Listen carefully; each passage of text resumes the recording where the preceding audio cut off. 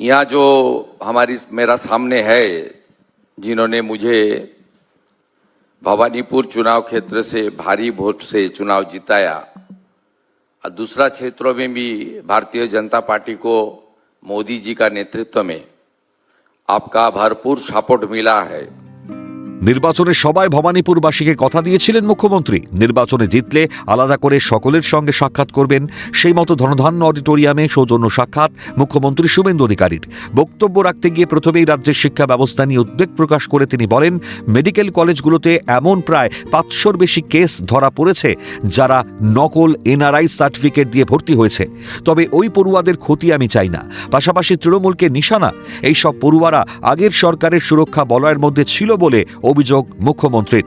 তবে গুণগত মান নিয়ে কোনোভাবেই আপোষ করা যাবে না, সাফ বার্তা শুভেন্দু অধিকারীর। প্রাইভেট এডুকেশনাল ইনস্টিটিউশনগুলো এরা তো সেমিস্টারের টাকা, ক্যাপিটেশন ফি এটাকেই প্রায়োরিটি দিচ্ছে। আপনি জানেন, you know it very well, এখানে মেডিকেল কলেজগুলোতে প্রায় 500 এমন কেসেস ধরা পড়েছে যারা ফলস এনআরআই সার্টিফিকেট দিয়ে মেডিকেলে কোটাতে অ্যাডমিশন নিয়েছে। 500। আমি ওই স্টুডেন্টদের ক্ষতি হোক চাই না, ওরা যেভাবে হোক ঢুকে পড়েছে, পড়াশোনা করছে। কিন্তু এটা কারা এনকারেজ করছে? ম্যানেজমেন্ট এনকারেজ করছে, গভর্নমেন্ট তাদের প্রোটেকশন করেছে আগে।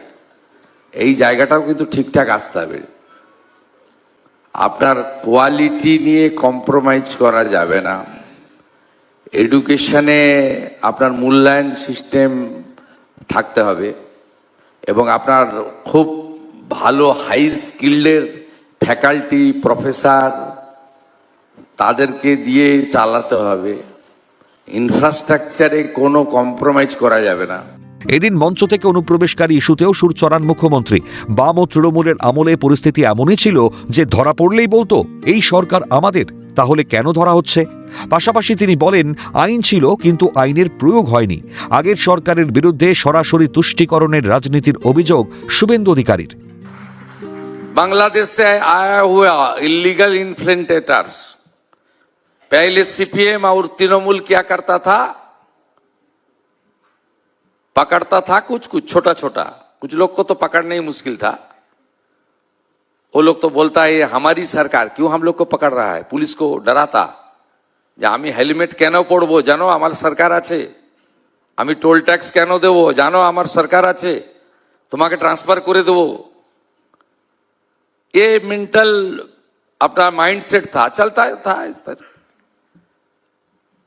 इसलिए कानून था, लागू नहीं किया। পাশাপাশি তিনি এও বলেন, হিন্দু শরণার্থীদের সিএ এর মাধ্যমে নাগরিকত্ব প্রদানের ব্যবস্থা করেছে মোদী সরকার, কিন্তু যারা অবৈধভাবে ঢুকে পড়েছে ভারতে, তাদের কেন ভারতীয়দের খাদ্য, অন্ন, বাসস্থানে ভাগ বসাবে? তাদের পেছনে কেন টাকা খরচ করবে সরকার? প্রশ্ন তুলে নিজের অবস্থান স্পষ্ট করেছেন মুখ্যমন্ত্রী। भारत की फूड, भारत की कपड़ा, भारत की मेडिसिन, ये हमारी जो घुसपैठिया है, इलीगल घुसपैठिया, नॉट शरणार्थी, जो अपने धर्म बचाने के लिए बांग्लादेश छोड़ के यहां आ रहा है हिंदू, उसको सीएए के अंदर मोदी जी ने प्रोटेक्शन देने का काम किया। और जो इलीगल इन्फिल्ट्रेटर्स है,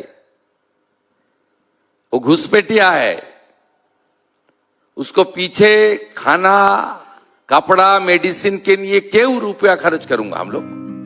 অনুপ্রবেশ নিয়ে জিরো টলারেন্স নীতি রাজ্য সরকারের। ডিটেক্ট, ডিলিট অ্যান্ড ডিপোর্টের এই আইনকে ইতিমধ্যেই কার্যকর করা হয়েছে। এই ইস্যুকে সামনে রেখেই মুখ্যমন্ত্রী বলেন, এন্ট্রি যেমনভাবে হয়েছে এক্সিটও হবে তেমনভাবেই। ইতিমধ্যে 10,000কে ফেরত পাঠানো হয়েছে বলে জানিয়েছেন মুখ্যমন্ত্রী। इसलिए मैं तुरंत कानून लागू किया, जेल में मत भेजो, 2 साल रहेगा, खाना खाएगा, मत भेजो, सीधा उठाओ, बीएसएफ का हाथ में दे दो, पूरा भगाओ, जाओ। रूट तो उनको पता ही है, कहां से आया है, कहां से निकलना है। दे नोच, एंट्री किया है, एग्जिट भी कर लो आराम से। 12 होल्डिंग स्टेशन लगा दिया, 10,000 को ऑफिशियली निकल दिया, नॉन ऑफिशियली कितना लोग निकल गया मुझे पता नहीं है। বাংলায় সুশাসন প্রতিষ্ঠা করতে বদ্ধপরিকর বিজেপি সরকার। ন্যায় নীতি বিসর্জন দিয়ে শুধুমাত্র ভোট ব্যাংকের জন্য অভারতীয়দের কোনোভাবেই প্রশ্রয় দেওয়া যাবে না, তা কার্যত স্পষ্টভাবেই বুঝিয়ে দিয়েছেন মুখ্যমন্ত্রী শুভেন্দু অধিকারী। ক্যামেরায় সুরজিৎ প্রামাণিকের সঙ্গে সায়ন্তন ভট্টাচার্যের রিপোর্ট, ক্যালকাটা নিউজ।